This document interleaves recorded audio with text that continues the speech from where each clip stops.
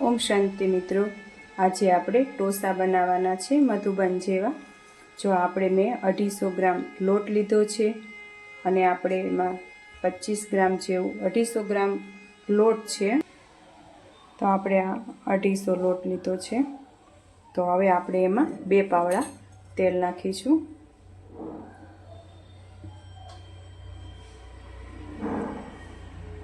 જો આપણે કિલો બનાવવાના હોય તો એમાં 200 ગ્રામ આપણે તેલ નાખવાનું આવે છે।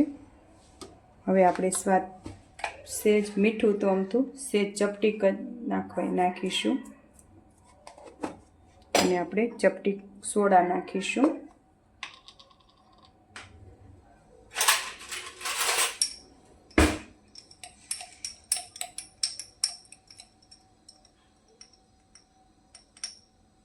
જો આપણે આ ચપટી જ સોડા નાખીશું, આપણે લોટ થોડો છે એટલા માટે। હવે આપણે આખું જીરું લેવાનું છે।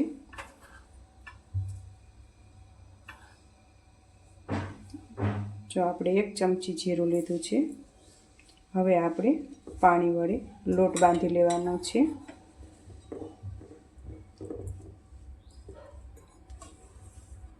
પહેલાં આપણે આ બધું મિક્સ કરી લઈએ, પછી આપણે પાણીથી લોટ બાંધી લઈએ।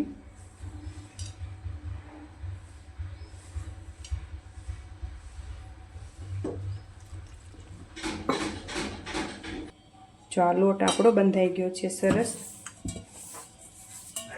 હવે આપણે આગળની બતાવું તમને પ્રોસેસ। જો આ રીતે જો લોટ આપણે આવો બાંધવાનો છે, રોટલી કઠણ પણ નહીં અને ઢીલો પણ નહીં, રોટલી કરતાં થોડોક કઠણ રાખીશું આપણે। જો લોટ બંધાઈ ગયો છે ત્યાં સુધી આપણે આ ચાસણી કરી લઈએ।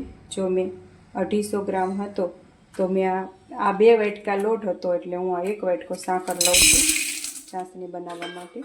હવે આપણે એમાં સાકર પલળે એટલું જ પાણી નાખીશું। જો આ રીતે હવે આપણે આની ચાસણી બનાવવા મૂકી દઈએ।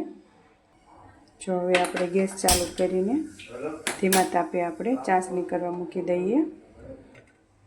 જો આ રીતે હવે આપણે ચાસણી સરસ રીતે બનાવશું। પહેલાં આપણે સાકર ઓગળી જાય પછી બતાવવું આગળ। જો આપણે ચાસણી થાય ત્યાં સુધીમાં આપણે આના ઢોસા બનાવી લઈએ।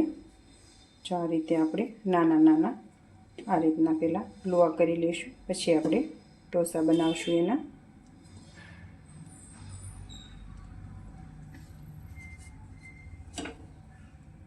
જો આપણે રીતે બધા લોવા કરી નાખ્યા છે। હવે આપણે આને આપણે ઢોસાની આપી દઈશું શેપ। જો આ રીતના આપણે બનાવીશું। તો આ રીતે આપણે બધા ઢોસા બનાવી લેવાના છે।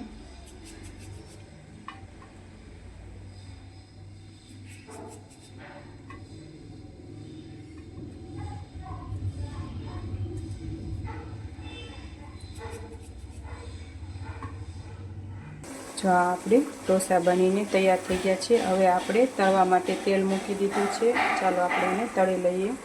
જો આપણે તેલ મૂકી દીધું છે, પહેલાં ચેક કરી જોઈએ।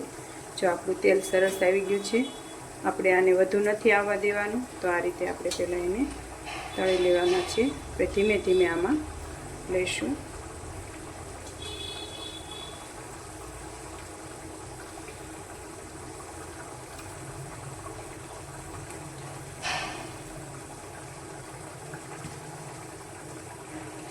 જો આપણે આ રીતે બધા ઢોસા એમાં નાખી દેવાના છે।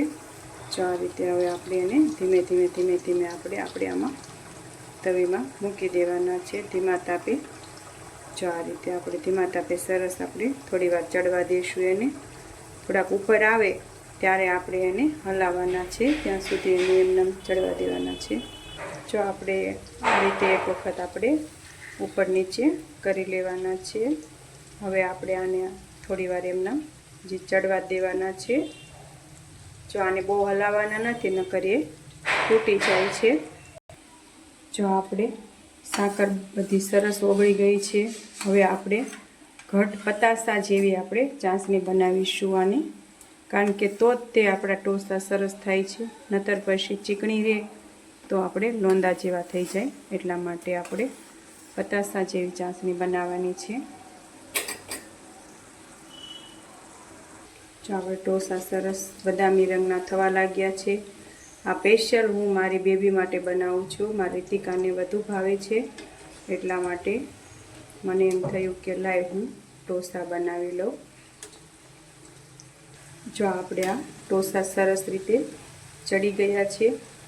હજી વધારે તમારે બદામી રંગના થવા દેવા હોય તો પણ તમે થવા દઈ શકો છો. જો આ રીતે સરસ ચડી ગયા છે. જો તમને આમ ખ્યાલ ન આવે તો તમારે એક આ રીતે પહેલાં ઢોસું બહાર લઈ લેવાનું અને ઠરી જાય એટલે તમારે ચેક કરી જોવાનું કે કાચું નથી ને. એમ કાચું હોય તો તમારે થોડીક વાર ચડવા દેવાનું છે. જો આ સરસ રીતે મારે ચડી ગયા છે તો હું આને લઈ લઉં છું અને ગેસ બંધ કરી દઉં છું. જો આ રીતે તેલ બધું નિતારી લેવાનું છે. આમ તેલ ન રહેવું જોઈએ. હવે હું એક બાઉલમાં લઈ લઉં છું.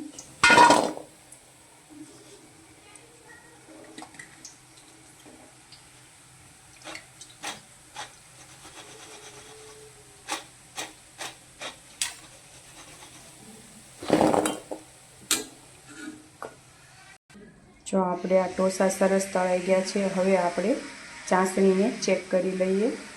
જો આ રીતે આપણી ચાસણી પણ સરસ આવી ગઈ છે. હવે આપણે આ જે ઢોસા હતા એ આપણે એમાં નાખી દઈએ. જો તમને આમ ના ખબર પડે તો એક ડીશ કે એક વાટકો લઈ અને તમે આ રીતે આમ એક ટીપું અંદર પાડી શકો છો. પછી તમારે આમ ચાસણી ચેક કરવાની છે. જો આપણે ચાસણી સરસ આવી ગઈ છે. હવે હું ગેસની ફ્લેમ બંધ કરી દઉં છું. હવે આપણે એમાં આ ઢોસા છે એમાં આપણે નાખીશું. તો આ રીતે આપણે સરસ હલાવી લેવાનું છે. ચાસણીમાં મિક્સ કરી અને પછી એક આપણે ડીશમાં લઈ લઈએ.